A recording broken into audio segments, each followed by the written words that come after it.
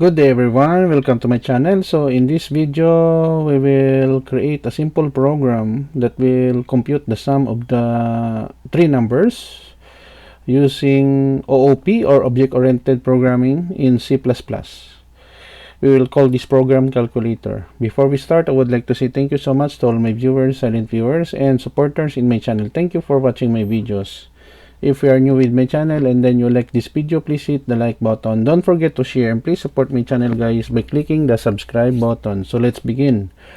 I will put a link in the video description where you can download the complete source code of our tutorial video for today.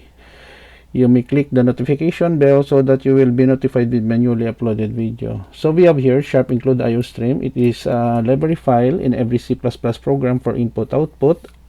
Basically guys, without this command, we cannot accept any inputs in our program. Basic command like console out, console in, using for loop statement becomes impossible.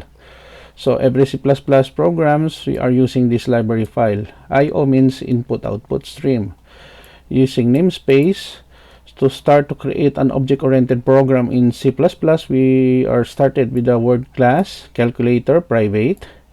And then I declare three variables, num1, num2, num3, which has a data type of integer. So when we say integer, it refers to a data type that can accept whole number, positive and negative number, including 0. Public calculator, this is the function. And then we have three parameters, n1, n2, and n3. Take a closer look. We have the same data type, integer. So num1 equals n1, num2, n2, num3, n3. So we have here also another function that add will return the sum of num1, num2 plus num3.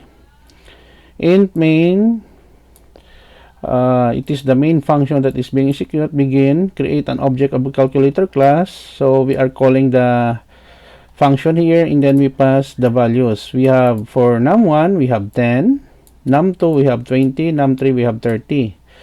And then here we are calling the add method to add the three numbers here in the result.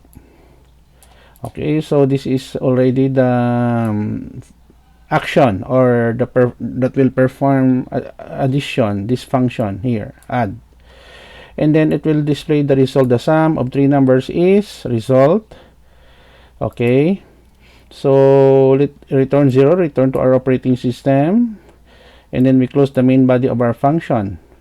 Let us go to our main body, no? So here we have 10, 20, and then lastly we have 30. Okay, and then when we run the program, basically the sum of three numbers is 60.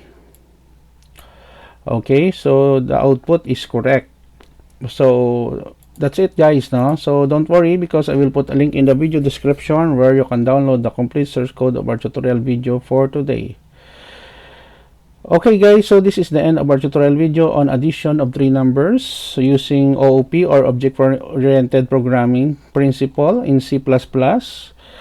Thank you so much guys for watching. I hope that you have learned something new in this tutorial video. Don't forget to like, share, and please support my channel guys if you are new by clicking the subscribe button. See you in the next video tutorial guys. This is your friend Jake saying bye bye for now.